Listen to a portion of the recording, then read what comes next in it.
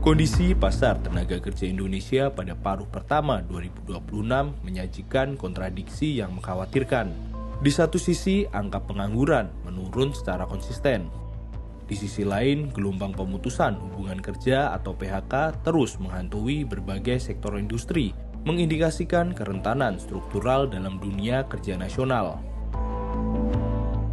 Berdasarkan laporan keadaan ketenagakerjaan Badan Pusat Statistik, jumlah Angkatan Kerja Indonesia mencapai 155,41 juta orang, bertambah 497.000 orang dibandingkan Februari 2026. Dari jumlah tersebut, 148,9 juta orang tercatat telah bekerja.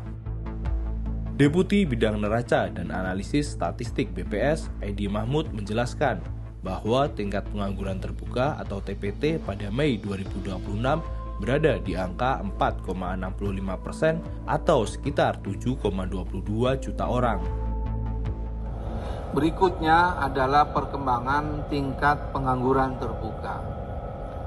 Pada bulan Mei tahun 2026 terdapat sebanyak 7,22 juta penganggur atau setara dengan tingkat pengangguran terbuka sebesar 4,65%. Angka ini lebih rendah jika dibandingkan dengan Februari 2026 yang sebesar 4,68% atau turun sekitar 0,03 persen poin. Penurunan tingkat pengangguran terbuka ini juga terjadi pada laki-laki, pekerja laki-laki maupun perempuan. Penurunan tingkat pengangguran terbuka juga konsisten terjadi di wilayah perkotaan dan perdesaan. Meskipun angka pengangguran resmi menurun, laporan dari berbagai asosiasi buruh dan pengusaha menunjukkan tren PHK yang masif. Asosiasi Pengusaha Indonesia mencatat jumlah korban PHK sepanjang Januari hingga Mei 2026 mencapai 126.000 orang. Berdasarkan data tenaga kerja nonaktif di BPJS Ketenagakerjaan. Angka ini sejauh melampaui data Kementerian Ketenagakerjaan yang pada periode yang sama mencatat 23.470 orang terkena PHK. Di sektor pertambangan dilaporkan sekitar 2.000 pekerja terdampak PHK hingga pertengahan Juni 2026, terutama pada perusahaan jasa penunjang. Sektor manufaktur juga tak luput dari tekanan ketenagakerjaan ini.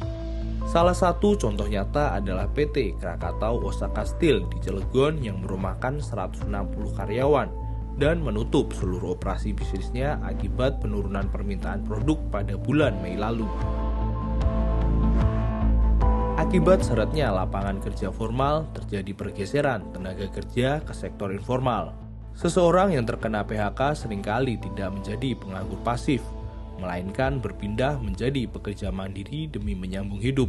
Akibatnya angka pengangguran turun di tengah maraknya PHK.